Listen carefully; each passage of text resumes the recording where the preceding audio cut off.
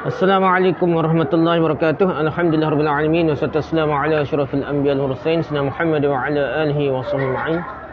Rabbi shrah li sadri wa yassir li amri wa hlul 'uqdatam min lisani yafqahu qawli. Amma ba'du, kita sambung balik kitab kita ni 99 usul dirayah hadis. Satu panduan mudah. Allah Rabbi.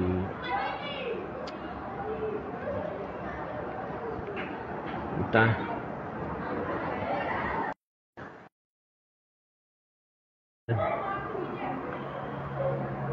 Bersama kita ni 99 usul dirayah hadis. Satu panduan mudah untuk mengesah dari dhaif dan maudhu'. Jilid pertama, kalangan Maulana Muhammad Asli bin Yusuf. Kita masih biasa dalam daftar istilah dah. Istilah-istilah dalam ilmu hadis yang kita kena tahu, barulah kita faham perbahasan ilmu hadis ni. Kita pergi seterusnya tentang istilah yang seterusnya dalam ilmu hadis dipanggil syi'i muhtariq. Syi'i muhtariqun, syiah yang hangus. Dikatakan kepada syiah pelampau, riwayat yang tidak boleh terima. Kalau ada perawi tu syiah hangus, syi'i muhtariq atau syiah yang hangus yang kerok syiah lah. Maksud tak kali kat paling kerok ni paling kuat lah, melampau dah. Syiah pelampau riwayatnya tak boleh terima. Itu istilah yang kena tahu dah.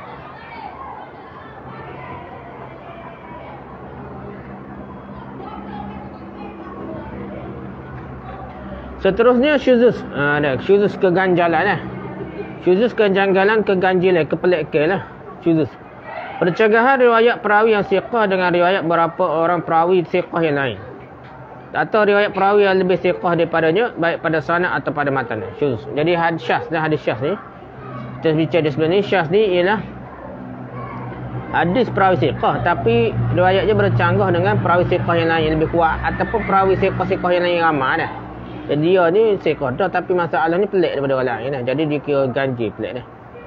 Riwayat dia panggil syuzuz ataupun syaz dah. Okay, ta'dil. Ta'dil bererti pembersihan seorang muhaddis terhadap seorang perawi daripada sifat-sifat tercela dan pujian terhadapnya. Jadi ta'dil ni dia akan bersihkan daripada sifat tercela dan puji perawi tersebut lah. Seperti bila adalah seorang adil, dhabit. Dhabit ni kuat ingatan lah. Boleh dipercayai, siqah dan sebagainya. Siqah ni boleh dipercayai ni. Seorang perawi dikatakan adil apabila ia mampu mengendalikan sifat-sifat yang dapat menodai agama dan maruah. Jadi dia tak buatlah perkara-perkara yang boleh merosakkan maruahnya dan merosakkan agama dia. Memberikan sifat-sifat terpuji kepada seorang perawi hingga apa yang dirakannya dapatlah diterima, disebut mentakdirkannya. Mentakdirkannya, kita puji dia lah sampai kita boleh terima, boleh percaya ke dia ni, perawi ni. Seterusnya tabi'at tabi'in ataupun atba'at tabi'in. Tabi'at tabi'in ataupun atba'ut tabi'in. Tabi'at tabi'in atau atba'ut tabi'in adalah orang-orang yang mengikuti tabi'in atau pengikut tabi'in. Tabi'in ni lepas sahabat dah. Anak murid sahabat. Atba'ut tabi'in anak murid kepada anak murid sahabat dah. Mereka tidak berkesempatan menemui mana-mana sahabat Nabi SAW dah. Sahabat Nabi tak jumpa. Mereka hanya sempat bertemu dengan tabi'in saja dah. Ni dipanggil atba'ut tabi'in. Seterusnya at-tabi'in. Tabi'i adalah orang yang tidak sempat menjumpai Nabi SAW tetapi sempat menjumpai sahabat Nabi SAW semasa hidup mereka dalam keadaan ia beriman dan mati dalam Islam. Sampai ia mengikuti jejak langkah para sahabat baginda SAW. Jadi mereka ni beriman, mati dalam Islam dan ikut sahabat ni. Anak murid pada sahabat lah. Itu panggil tabi'in. Lepas tu istilah kibarut tabi'in. Tabi'in besar. Siapa dia tabi'in besar?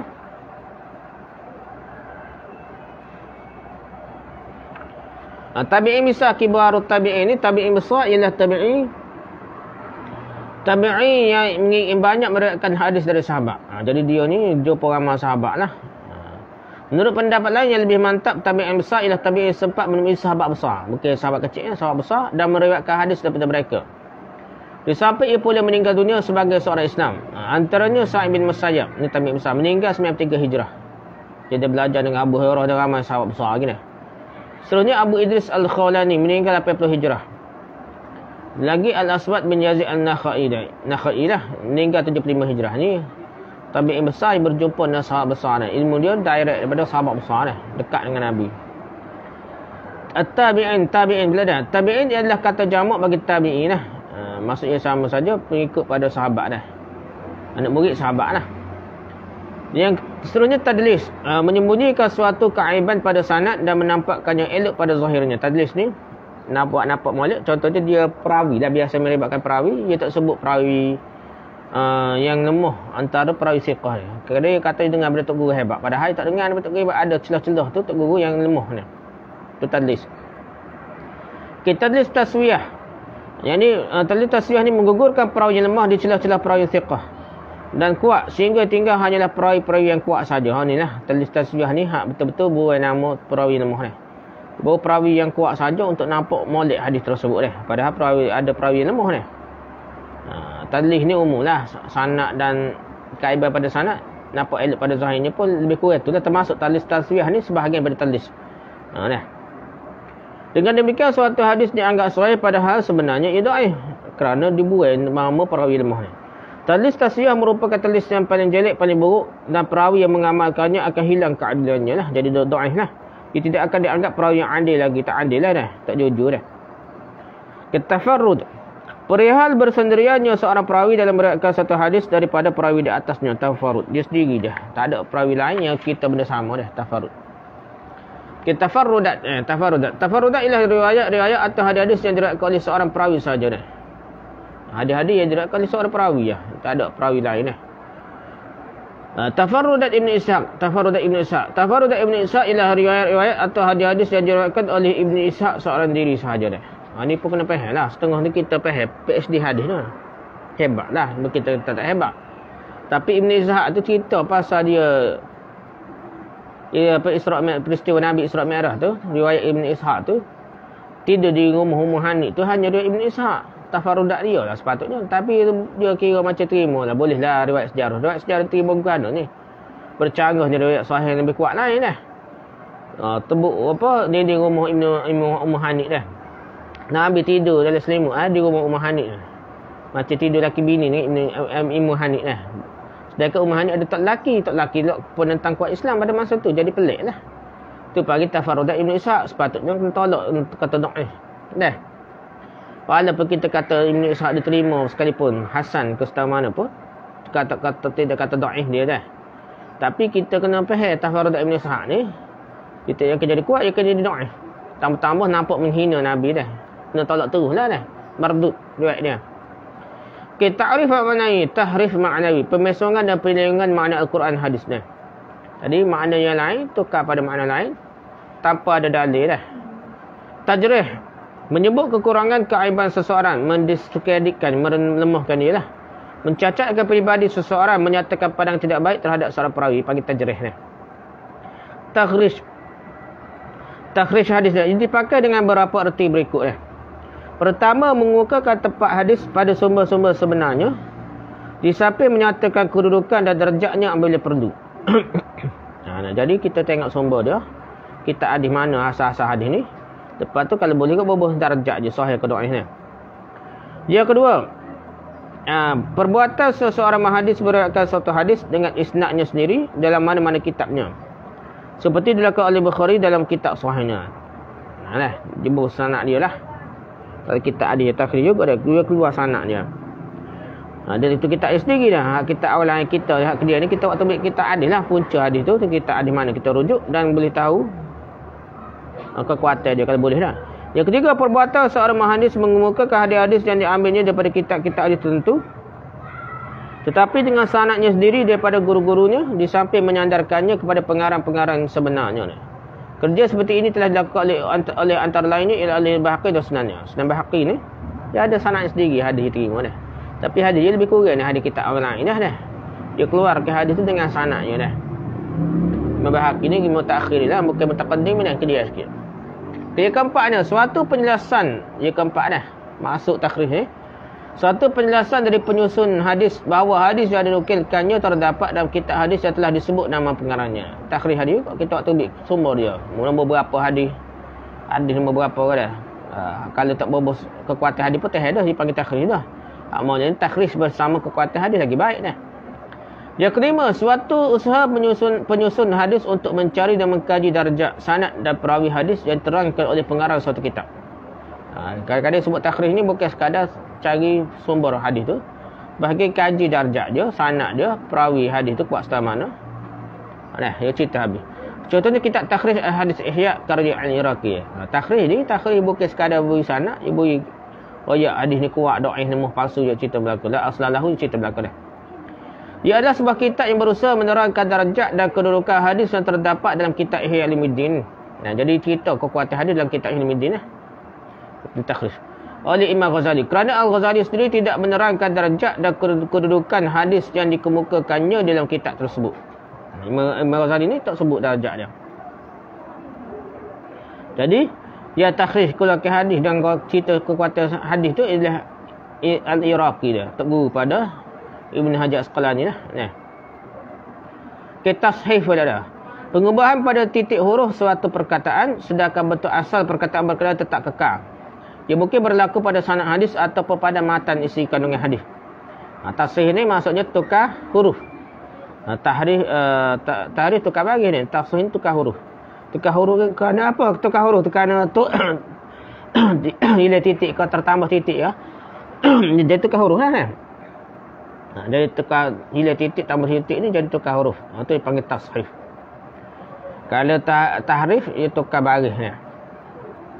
Tawatur amali, tawatur amali, tawatur tawarus,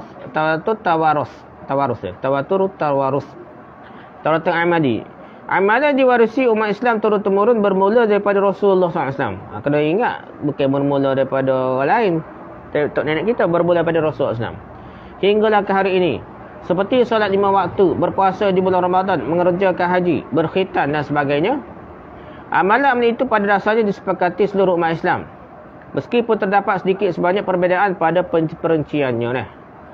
Jadi tawarus ni lebih besar daripada tawatur hadis pun sekalipun. Solat 5 waktu, puasa bulan Ramadan ni satu perkara yang diwarisi turun-temurun dan disepakati dah. Tarik jamaknya turuk. Tarikun jam'u turukun. Turuk. Pertama istilah para perawi menyampaikan kepada mata hadis. Turuk ni semacam sanad, jalan-jalan dia sampai. Mengerti ini tarik sama saja dengan sanad, itu saluran riwayat maksudnya. Yang kedua, sanad idrakan melalui hadis tertentu dah. Sama dah.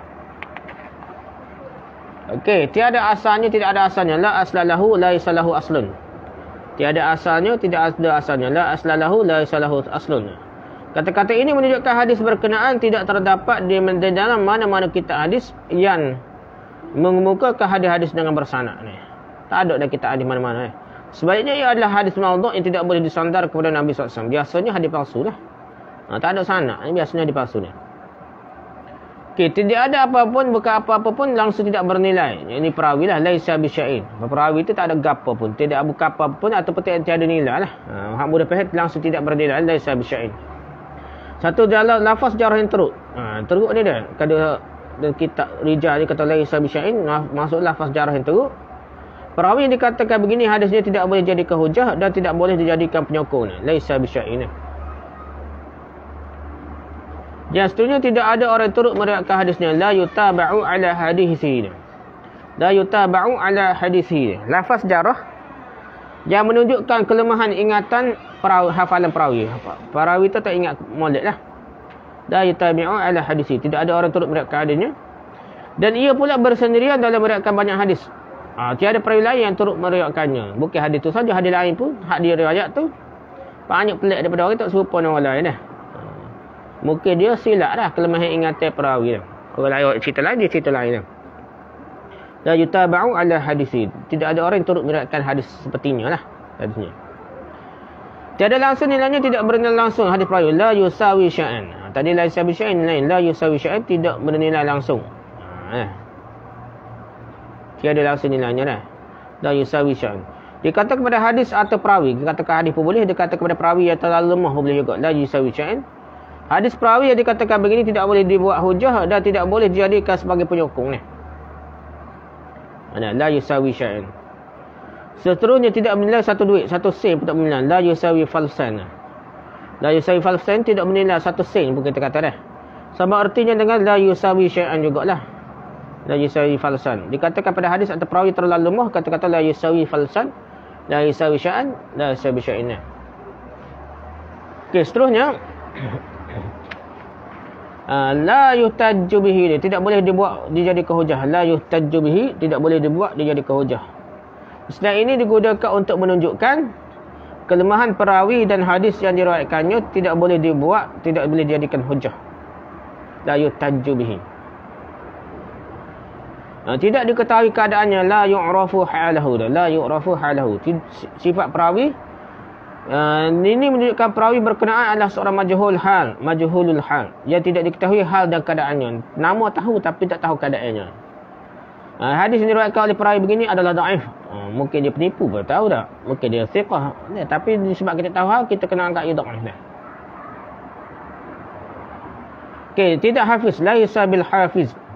Dikatakan pada perawi yang lemah ingatannya, ia adalah antara lafaz jarah yang paling ringan. Laisa bil hafiz. Dia bukan kuat ingatan lah. Maksudnya tidaklah lemah kuat sangat lah. Nak cerita dia lemah ingatan lah. Dia tidak hafaz lah. Dia adalah antara lafaz jarah yang paling ringan. Hadis perawi seperti ini boleh ditulis dan boleh dijadikan sebagai sokongan. Walaupun secara tersendiri ia tidak boleh jadikan hujah lah. Sebagai sokongan boleh lah. Okey, tidak halal, la yahillu, la yajuzul ihtijaju bi hadisihi dia. La yahjuzul ihtijaj bi hadisihi dia. Tidak halal, tidak harus berhujah dengan hadisnya, tidak halal, la yahillu. Menunjukkan perawi yang sangat lemah juga dah. Perawi yang sangat lemah. Dhaif, tidak kuat dah. Laisa bil qawi, laisa bi qawi, laisa bi zaka, laisa bi zakal qawi. Ni masuk tidak kuat dhaif dah. Laisa bil qawi, laisa bi qawi, laisa bi zaka, laisa bi zakal qawi. Salah satu lafaz jarah bagi hadis atau perawi yang sangat lemah. Laisa bil qawi. Hadis perawi yang dikatakan begini tidak boleh jadikan hujah. Laisa bil qawi.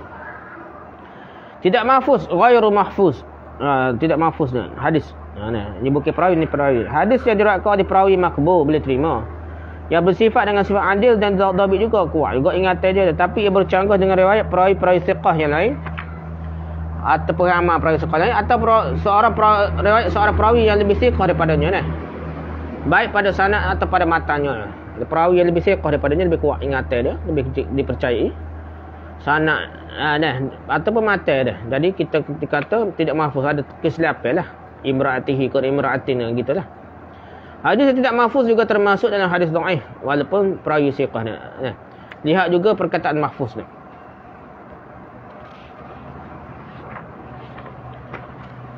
Okey, seterusnya la ba'sa bi hadisi, tidak mengapa dengan hadisnya ni. La ba'sa bi hadisi, tidak mengapa dengan hadisnya. Salah satu lafaz ta'dil yang menunjukkan perawi yang adil jugalah. Meskipun kurang sedikit dhabitnya, kurang sikit kekuatan ingatannya lah. Tadi dia panggil la ba'sa bi hadisi, tak apalah, boleh pakai dah. Hadisnya boleh juga dijadikan hujah kerana bertaraf hasan. Kita kira hasan la ba'sa bi hadisi. La ba'sa bi isnadihi, tidak mengapa dengan isnadnya. Menunjukkan isnad yang hasan dan boleh terima dah. La ba'sa bi isnadihi, tidak mengapa dengan isnadnya, menunjukkan isnadnya hasan dan boleh terima. Laisa bihi ba'sa, tidak mengapa dengannya. Salah satu lafaz ta'dil yang rendah. Ia menunjukkan perawi yang adil walaupun agak kurang dhabitnya lah. Kurang kekuatan ingatan je lah. Hadisnya boleh juga dijadikan hujah. Laisa bihi ba's. La yathbut, tidak sabit hadis dan sanad ataupun sanadnya. Menunjukkan hadis atau sanad yang dhaif kerana tidak terdapat padanya syarat-syarat hadis hasan ataupun hadis hasan. Hadis sahih ataupun hadis hasan.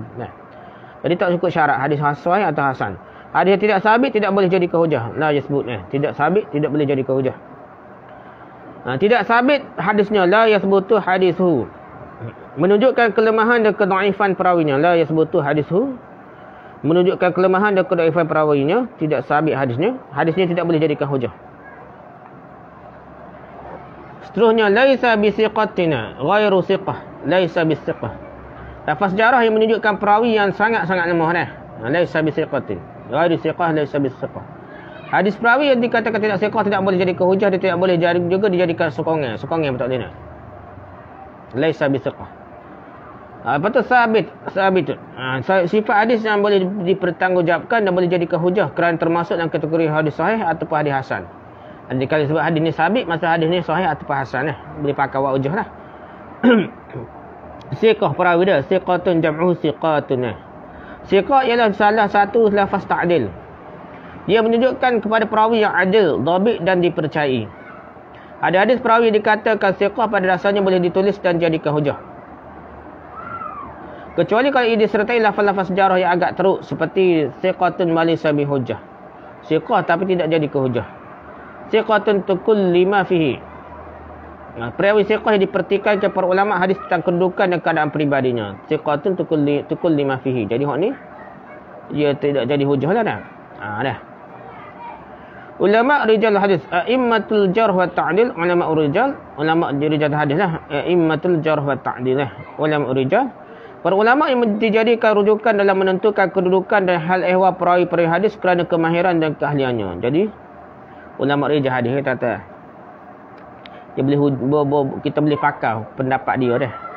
Bukan pendapat sebagai lain, pendapat ulama tokoh dalam bidang ilmu rijal dah. Waham. Waham adalah sifat perawi yang terkeliru dalam meriwayatkan hadis al-wahmuna. Sama ada pada sanadnya atau matanya teksnya. Jadi perawi itu keliru dalam meriwayatkan hadis. Waham. Kerana kekeliruan ia meriwayatkan secara tersalah dengan memarfukkan hadis yang mauquf, mewasalkan hadis yang mursal dan sebagainya. Itu kesilapan dia lah, waham dipanggil dah. Jadi hadis itu jadi dhaif secara umumnya.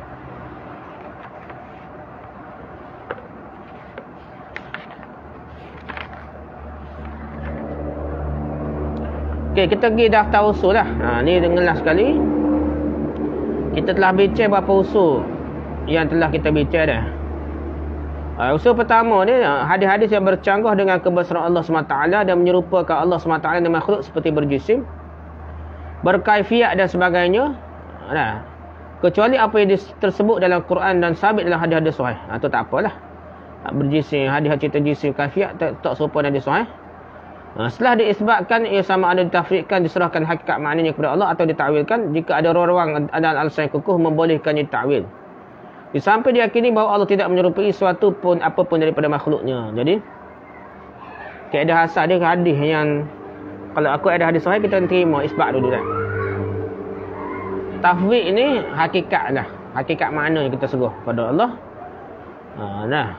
Ta'wil tak usah dah. Ta'wil tak usah kecuali terpaksa benar. Kalau boleh kata Allah. Lepas tu kalau hadis palsu, jisim dan berkafiat sebagainya, hadis palsu lah kalau bukan sahih. Secara umumnya hadis palsu dah. Usul kedua, riwayat-riwayat tidak sesuai dengan kedudukan Nabi kita Muhammad SAW dan mengaibkan baginda SAW. Kalau hadis tu cerita siapa Nabi hina. Macam Nabi ni, dia tidur di bini orang dah. Iaitu Hani. Itu kena tolak hadis tu, riwayat tu boleh pakai dah. Usul ketiga, hadis-hadis atau riwayat yang tidak sesuai dan tidak layak dengan kedudukan Nabi-Nabi dan mengaibkan mereka dah. Cerita pasal Nabi Daud, Nabi rancang bunuh panglima perang dia dah. Apa bini dah. Jadi benda tu adalah benda-benda yang tidak sesuai dengan Nabi, tak layak. Usul keempat, ada hadis atau riwayat yang tidak sesuai dengan kedudukan malaikat dan mengaibkan malaikat. Seperti menampakkan mereka sebagai makhluk yang bodoh, telah tersalah dalam melaksanakan tugas, menderhaki Allah, melakukan dosa, tidak maksum dan sebagainya. Semuanya adalah palsu dan karut. Begitu juga dengan hadis-hadis atau riwayat yang menggambarkan para malaikat seperti kartun-kartun dan menyatakan kejadian mereka daripada selain nur, selain cahaya. Malaikat ni macam talqin tak? Malaikat jadi bodoh, tak boleh nak tanya soalan dah. Atau buat amalan tertentu sehingga malaikat ni jadi tak boleh nak tanya, jadi bodoh gitu dah. Jadi benda tu karut lah.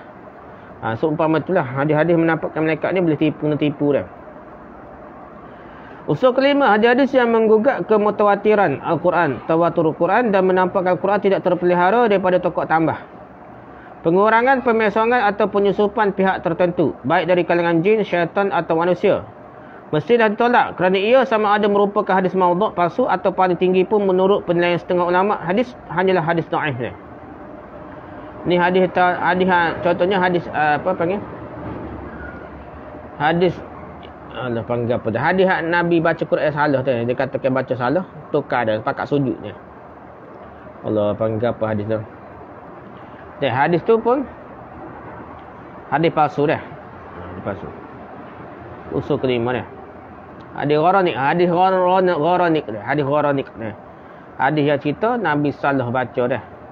Dia masuk ke setan, kau gapo ganggu setan. Jadi tak betul lah. Tak mungkin Nabi Saleh dibaca diganggu setan baca Quran Nabi. Ataupun hadis yang kata banyak ada hanya pada satu orang saja dah yang meratkan ayat Quran tertentu. Tu pun salah, mutawatir Quran tak mungkin seorang sahabat saja dengan satu ayat Quran dah. Tak betul dah, karut dah. Usul ke-6, semua hadis dan riwayat yang mengandungi unsur tahrif maknawi atau pemesongan makna Quran adalah palsu dah. Usul ke-6, semua hadis dan riwayat yang ada unsur tahrif maknawi dah. Hilang, tukar dah. Isra' Mi'raj Lailatul Qadar jadi Lailatul Nisfu Sya'ban tu jadi malam Sya'ban jadi Lailatul Qadar. Jadi terbalik Quran lah. Lailatul Qadar mengikut Al-Quran tu hanyalah ada malam Qadar di bulan Ramadan, bukannya malam Nisfu Sya'ban. Bercanggah dengan Quran dan hadis-hadis Rasul lah kata malam Nisfu Sya'ban tu malam macam malam Qadar. Usul ke-7, riwayat bercanggah dengan ajaran kenyataan Quran yang terang dan muhkam. Riwayat bercanggah dengan Quran pun dikira hadis yang doai ada palsu lah ni. Gitu. Letih pula dah.